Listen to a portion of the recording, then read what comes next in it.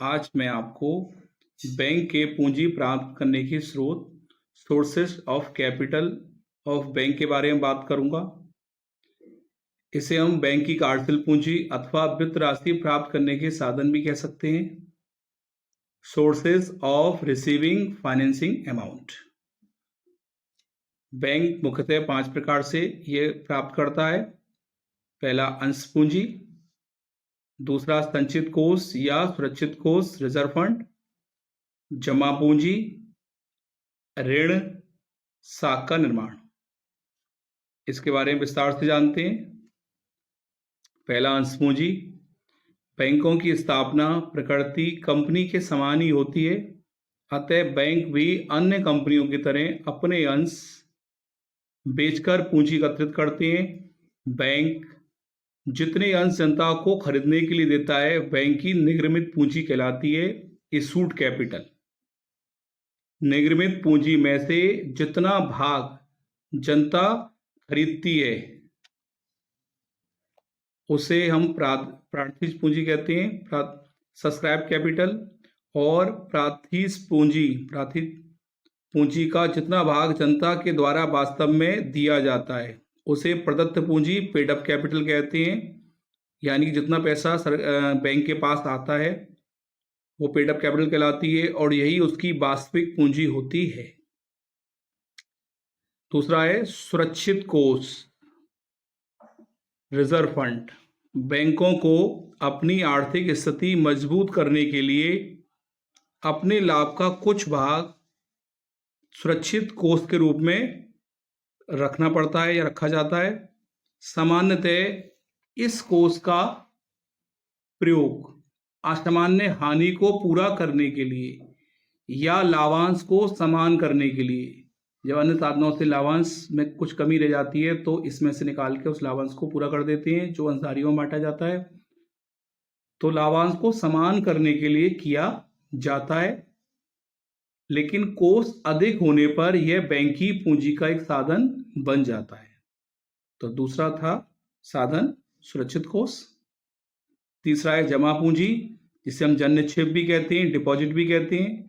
मैंने पहले ही बताया है कि बैंक विभिन्न खातों के माध्यम से धन जमा करता है। तो वो जो धन होता है बैंक जनता से विभिन्न खातों में जमाएं स्वीकार करता है। ये खाते मैंने आपको पहले ही बताए थे, चालू खाता, बचत खाता, आवर्ती जमा खाता, घरेलू बचत खाता इत्यादि। और आकर्षक हेतु बैंक इन खातों पर ब्याज देती है। बैंक के खातों में जब अत्यधिक धनराशि जमा हो जाती है जो बैंक की पूंजी हो जाती है।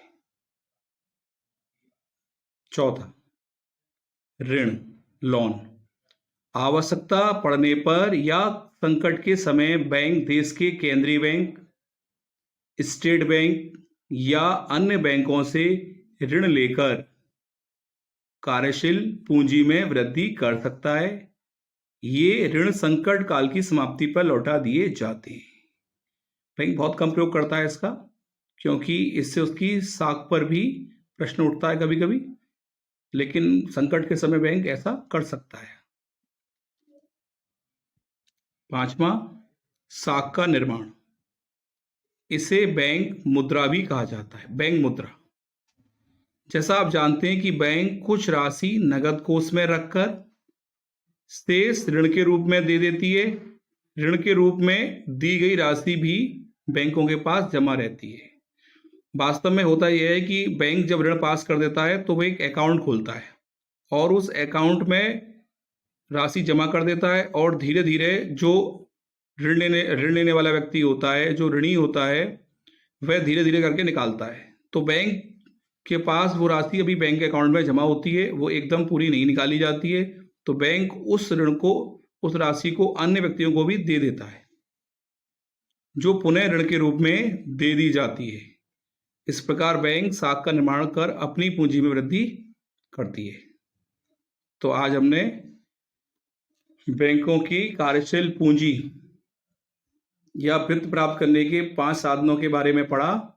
पहला अंश पूंजी, दूसरा संचित या सुरक्षित कोष, जमा पूंजी विभिन्न खातों के माध्यम से, चौथा ऋण, पांचवा स्टॉक का निर्माण। इन 5 प्रकार से बैंक वित्त प्राप्त करता है। अगली कक्षा में हम बैंक के धन विनियोग करने के साधनों के बारे में जानेंगे और ऋण देते समय क्या सावधानी बरतनी चाहिए इसके बारे में भी जानेंगे। Thank you.